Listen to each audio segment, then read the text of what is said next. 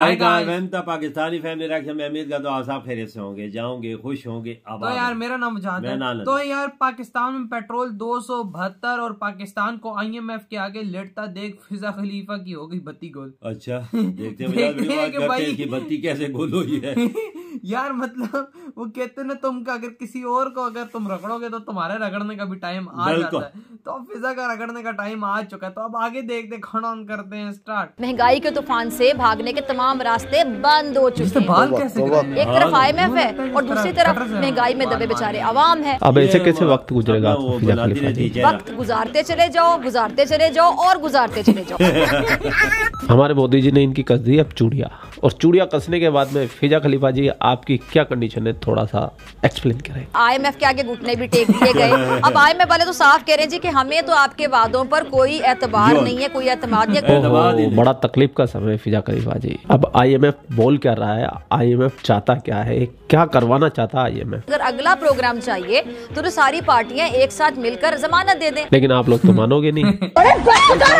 IMF ने आपके PM Shahbaz शरीफ की नाकों से लकीरें खिंचवा दी। IMF ने हमें आड़े हाथों लिया और नाक से लकीरें निकली। आपने सबसे पहले देखो प्राइम मिनिस्टर कह रहा है पाकिस्तान का ये बात।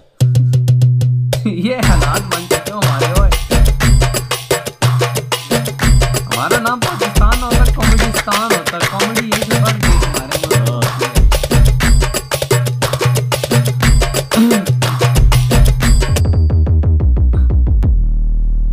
रुको यार, आज मैं तुम लोगों को बताऊंगा क्या। यार तुम लोगों को भी जहाज हवा में उड़ने की आवाज आई? तो यार तुम लोगों ने इस गेम के बारे में पहले भी सुना हुआ होगा, ठीक है। इस गेम पर मैं मिनटों में खेल कर पैसे बहुत सारे कमाता हूँ। मैं बहुत ज्यादा खुश हूँ। मैं अपने दोस्तों के साथ भी मिलकर ये गेम खेलता हूँ। तो फिक्र ना करो, आज मैं तुम लोगों को 4Rabbit ऐप है उसके बारे में बताऊंगा। तो भाई जल्दी से तुम लोगों को मैंने लिंक दिया होगा अपने डिस्क्रिप्शन और कमेंट सेक्शन में, क्लिक करो और जल्दी से भाई first of all game download करो और फिर रजिस्ट्रेशन करो और भाई डिपॉजिट करो। मैंने भी डिपॉजिट किया, जैसे कि आप लोगों को पता लग रहा होगा कि मैंने भाई 5000 का डिपॉजिट किया और बदले में मुझे 10,000 का डिपॉजिट मिला एज अ गिफ्ट। यार जल्दी से ऐप ओपन करके एविएटर गेम खेलते हैं और देखते हैं भाई हम लोग कितना पैसा कमा सकते हैं। और यार मैंने 1470 लगा दिए। कैश आउट में करूंगा। अभी नहीं। ये प्रॉफिट, ये चीज प्रॉफिट हो गया भाई। रुको अगला राउंड खेलते हैं।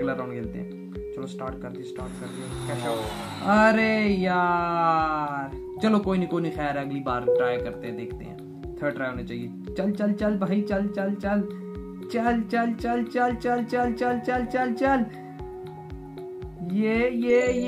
ये चीज, अरे भाई साहब जीत गया ना मिनटों में प्रॉफिट भाई। अरे भाई साहब देखा आप लोगों ने किस तरह का था ये गेम। तो यार इसको ना विड्रॉ करना इस अमाउंट को बहुत ही ज्यादा आसान है। तो यार आप जीत गई अमाउंट को इजीली आराम से अपने बैंक अकाउंट में ट्रांसफर कर सकते हैं। और ये देखो मुझे मैसेज भी रिसीव हो चुका है। तो यार ये एक बात हमेशा याद रखना, जितना ज्यादा अमाउंट डिपॉजिट करोगे उतने ज्यादा बोनस आपको मिलेंगे। तो ये बहुत ही ज्यादा इजी है, जल्दी से जाके प्ले करो और ढेर सारा पैसा But don't well smile like you spend. Try a lot, go get started now. Have the best, cause in the games win.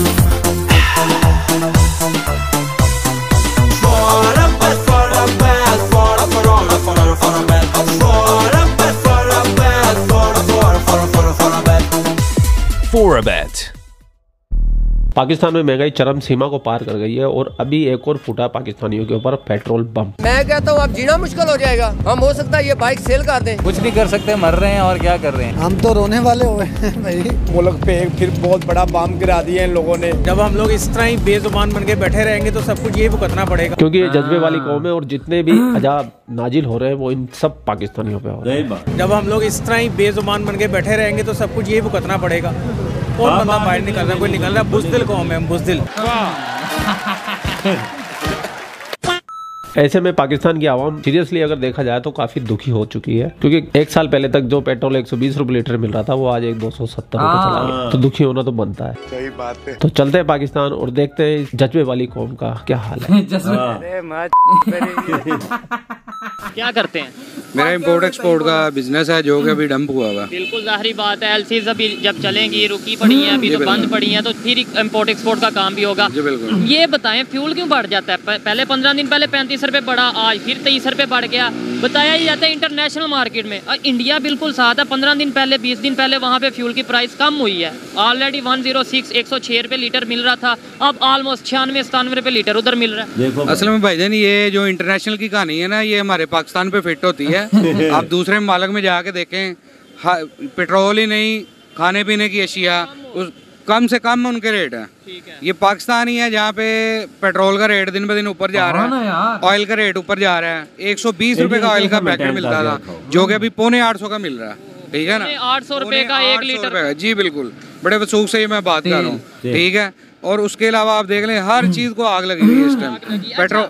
मैं बड़ी मजे का ना सवाल पूछ रहा हूँ, कुछ लोगों को ये थोड़ा चुभेगा, लेकिन एक ऑथेंटिक सवाल है, आप आंसर करना चाहें करें, नहीं तो ना करें। कश्मीर के लिए हम निकलते हैं, फलस्तीन के लिए हम निकलते हैं, बर्मा के लिए निकलते हैं, वो भी सिर्फ नारे के तौर पे। वैसे हम क्या उनका कर सकते हैं, अपने लिए क्यों नहीं निकलते? वो भी सारा टोपी ड्रामा है, ठीक है। बातों में हम बैनर बनवा लेते हैं, तस्वीरें लगा लेते हैं, सिर्फ एडवर्टाइजमेंट। इंशाल्लाह MP है, इंशाल्लाह MN है, इंशाल्लाह कश्मीर बने, वो कभी नहीं बनना, ठीक है। मगर क्यों? वो इसलिए नहीं बनना क्योंकि सारी अंदर मुनाफकत है, ठीक है।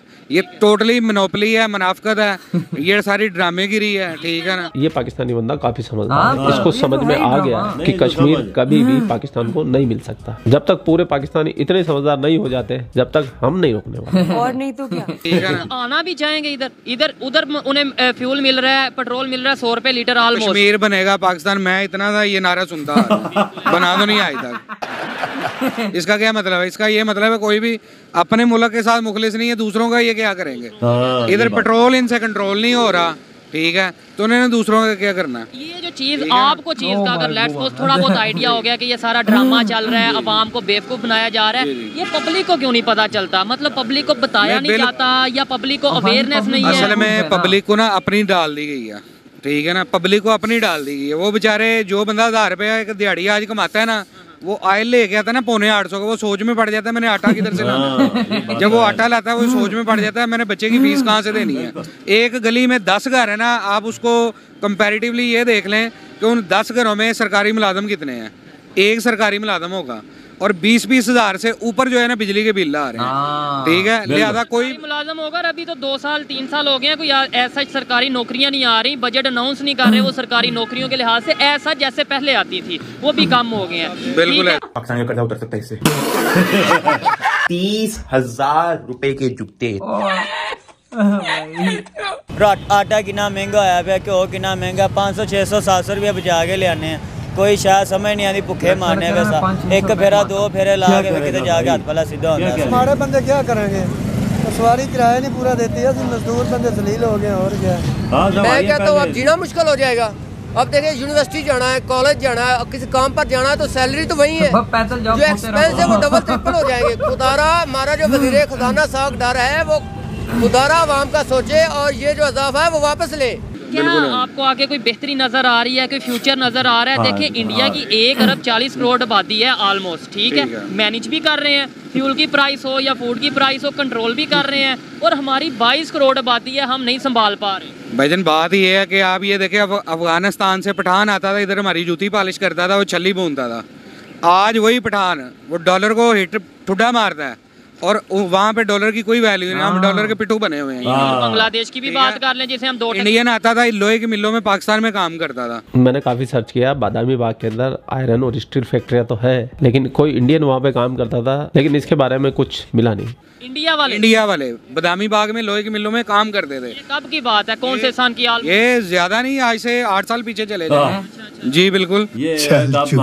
आज वो इंडिया वाले, उनकी करेंसी आई है, हमसे वो आगे चले गए हैं, बांग्लादेश आगे जो, ठीक है, इस्लामाबाद का सारा ताजर चले गए हैं। इधर ऐसी पेट्रोल और अशिया महंगी होगी तो इधर किसने काम करना है? ठीक है, इधर किसी का दिल नहीं कर रहा कि कोई काम करे। मैं भी बिजनेसमैन हूँ, मैं ये चाहता हूँ कि मेरे पैसे ना हो इन्वेस्ट, क्योंकि मैं सिर्फ और सिर्फ अपनी सेलें देख के खुश होता हूँ। मैं ये चाहता हूँ मेरे पैसे जहाँ तक बच सके मैं उनको बचा लूँ। आगे बिजनेस नहीं पाकिस्तान में करना? नहीं, बिजनेस की कोई तवक्को ही नहीं अब कर रहा, तो बिजनेस हम क्या करें? आप बिजनेसमैन कह रहे हैं कि हम नहीं बिजनेस करना। सर जिस मुल्क का ये हाल है कि मैं 5700 में 50 kg का चावल का बैग घर में लाता हूँ, और जब वो खत्म हो जाता है मैं दोबारा लेने जाता हूँ, दुकानदार कहता है जी 15,000 का। अब 700 यानी तकरीबन 6,000 से 15,000। अब ये बताएं वहाँ पे क्या हम कर सकते हैं? ठीक है, हमें यही नहीं पता कि जो हमारे घर का राशन खत्म हो गया है वो 2-3 माह में हमने लेने जाना है, उसका रेट क्या होगा? ठीक है ना। इधर देखते हैं तो कर्जा, इधर देखते हैं तो कर्जा, उधर देखते हैं कर्जा, पीछे देखते हैं कर्जा। आज हम किसी दोस्त मुल्क में जाते हैं तो वो कहते हैं ये आए हैं मांगने के लिए। टेलीफोन किसी को करते हैं तो वो समझते हैं ये मांगेंगे हमसे।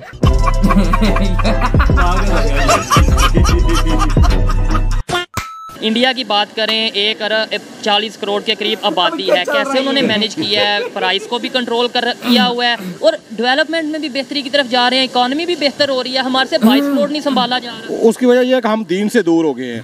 एक्चुअल हमें पांचवें लेवल का मुसलमान बना दिया गया है,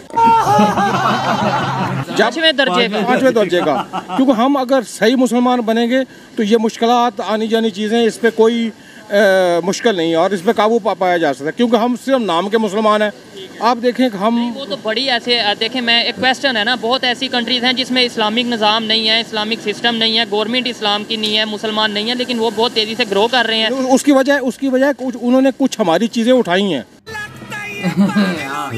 उन्होंने जो हमारे कुरान पाक या हमारे नबी करीम सल्लल्लाहु अलैहि वसल्लम में जो फरमाया है और जो अल्लाह ताला की हदायत है वो उस पर उन्होंने अमल किया है। हालांकि बात नहीं है, उन्होंने अमल कर लिया, हम जो उनसे मजहब के भी ठेकेदार, इस्लाम के भी ठेकेदार, लेकिन अमल नहीं करना। देखो यही तो हमारी बदनसीबी है। तुम दोनों चाचा की एक बात मुझे बिल्कुल सही नहीं लगी। इन्होंने कहा कि जो गैर इस्लामी मुल्क है वो हमारे इस्लाम की शिक्षाओं पे चल रहे हैं इसलिए तरक्की कर रहे हैं। ये कौन सा लॉजिक है? नहीं यार, इतनी उम्र हो गई चाचा और इतनी बेहुदा बात। और यही पाकिस्तान की सबसे बड़ी प्रॉब्लम है कि हर चीज के अंदर इस्लाम को घुसेड़ देते हैं, चाहे वो वहाँ फिट होता हो या नहीं होता। सही बात है यार। ये कौम कभी थी भी नहीं, ना कभी बनेगी। तो वीडियो आपने पूरा देख लिया। वीडियो देखने के बाद में आपके जो भी विचार हो वो कमेंट सेक्शन। अरे इधर ये वीडियो खत्म यार, इतना फिजा खान इतना मजे का यार चिल्ला रही है। इसका मैंने चिल्लाना इतना आज से पहले नहीं देखा जितना इन दिनों ये चिल्ला रही। कभी महंगाई, कभी पेट्रोल, कभी ये तो कभी वो। आगे देखता हूँ तब भी कर्जा, पीछे देखता हूँ तब भी कर्जा। हमारा भी इतना मजे का कहता है आगे देखते हो तो कर्जा, पीछे देखते हो तो कर्जा, इधर देखते हो तो कर्जा, उधर देखते हो तो कर्जा। किसको टेलीफोन करता तो समझता है कर्जा मांगता नहीं।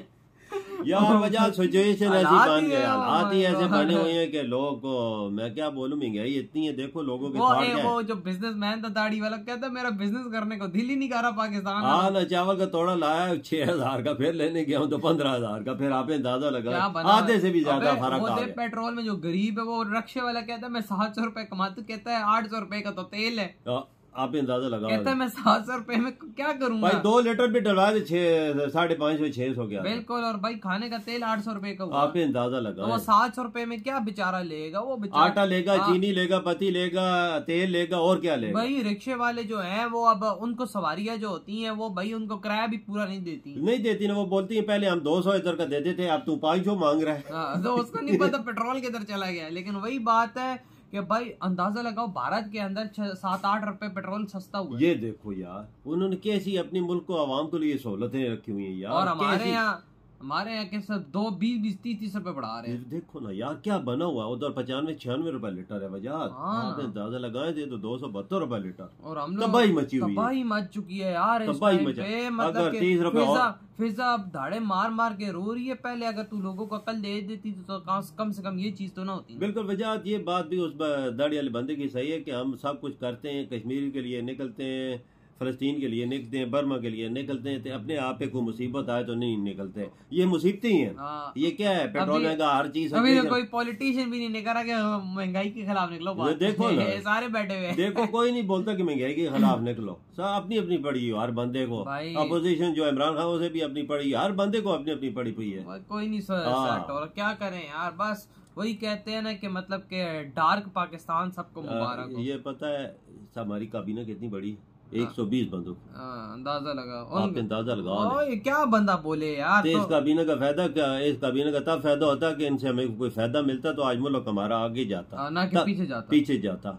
इंडिया किधर निकल गया और हम कहाँ रह गए। तो यार आप लोग बताओ को कैसा लगा ये वीडियो इधर खत्म करते हैं। तो